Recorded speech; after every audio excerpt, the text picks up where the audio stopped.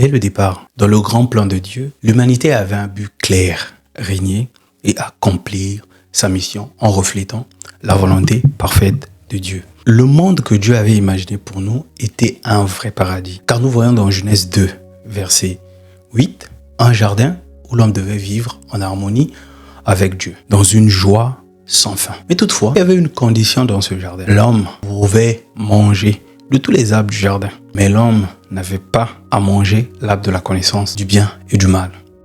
Car le jour où l'homme devait manger cela, il allait mourir. Nous le voyons dans Genèse 2, 16 à 17. Malheureusement, nous connaissons tous la suite. L'homme n'a pas respecté cet ordre venant de Dieu. Et nous avons vu là le premier acte de désobéissance de l'humanité.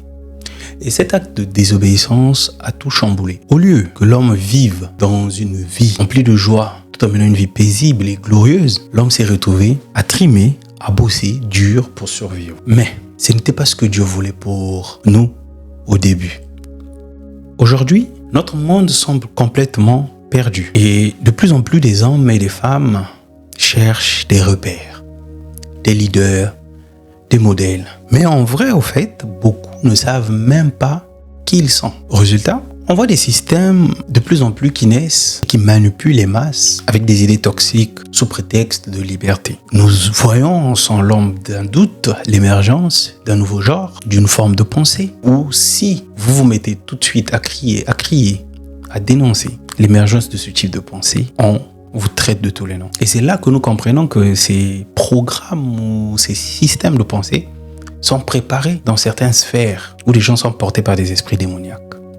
Ces idéaux tordus qui viennent directement du royaume des ténèbres et qui changent la configuration de notre monde faute d'identité, nous avons une part en tant qu'Église ou un rôle en tant qu'Église à jouer. Nous avons une mission. Cette mission est de montrer au monde le vrai chemin. Celui qui mène au succès, à la réussite, à la vraie liberté. Découvrir donc son identité est un élément très capital et important. Car si tu ne sais pas qui tu es, tu ne peux pas malheureusement avoir de l'impact. D'abord dans ton entourage, mais malheureusement même dans le monde, tu n'en auras pas. Et nous pouvons voir aussi que faute de méconnaissance de l'identité, c'est la mort assurée. La Bible pouvait dire ou dit dans le livre de Osée 4, verset 6, que mon peuple périt faute de connaissance. Et c'est là que nous nous rendons compte que la plus grande tragédie de l'humanité n'est non pas Satan, ou encore la plus grande tragédie de l'humanité n'est pas en soi les systèmes de pensée qui existent, mais la plus grande tragédie de l'humanité, c'est l'absence de connaissance et de vivre sans comprendre qui on est. L'absence de connaissance de qui on est, de ce que nous sommes capables de faire, de ce que nous sommes appelés à faire. En chaque être humain, Dieu a placé depuis la naissance un dessein, un plan, quelque chose à faire. Il est donc important de découvrir son identité.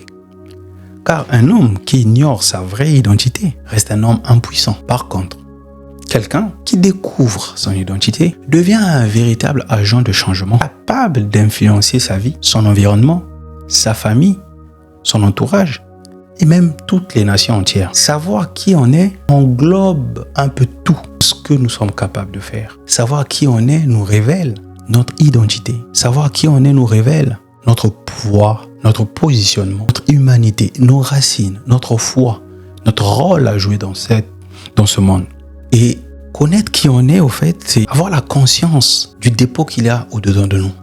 La connaissance de qui on est devient à ce moment-là une boussole pour avancer dans la vie. Regardez les grandes figures de l'histoire. Elles savaient toutes qui elles étaient. Et cette clarté, en ce qui concerne la connaissance de leur identité, a permis de marquer leur époque.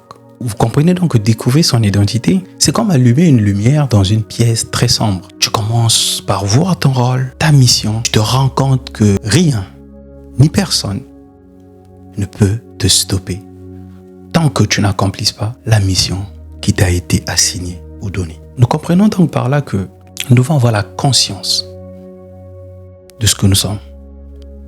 Prenons un exemple palpable. Un arbre. Si un arbre pouvait parler, il dirait « Je sais qui je suis. Je sais quelle est ma mission. Je connais ma valeur. » Dans un premier temps, l'arbre nous dirait « Je donne de l'ombre. Je permets aux hommes de se reposer lorsqu'il fait très chaud. Je donne de l'oxygène. Je donne des fruits. Et par la suite, je peux me transformer en bois. » On peut donc voir que tout ce que je produis vient de qui je suis. Comme cet arbre, Tout ce que vous êtes amené à donner à l'humanité vient de la réalité ou de la connaissance de qui vous êtes. Parce que je sais qui je suis. Je ne me rebelle pas contre ma mission. Parce que je sais qui je suis. Je n'embrasse pas tout ce qui vient en moi. Parce que je sais qui je suis. Je ne suis pas jaloux de ce que l'autre fait. Un mongué ne pourra pas être jaloux d'un avocatier. Un avocatier ne peut pas être jaloux d'un pommier, ainsi de suite. Alors imaginez si un arbre peut comprendre son rôle. Pourquoi pas nous? Pourquoi pas nous? Quand on ignore qui on est, on prend des décisions qui vont à l'encontre de l'ordre naturel et voire même de l'ordre divin. Et c'est tout simplement ce qui cause le chaos aujourd'hui que l'on voit un peu partout dans le monde. Parce que les gens ont la méconnaissance de leur identité. Des femmes deviennent des hommes deviennent des femmes, ainsi de suite. Et ce chaos, il commence avec des individus qui ne savent pas ce qu'ils veulent. Arrête-toi. Arrête-toi donc et réfléchis à cette vérité, au pouvoir de l'identité. C'est ce que beaucoup de gens passent leur vie à courir sans s'arrêter.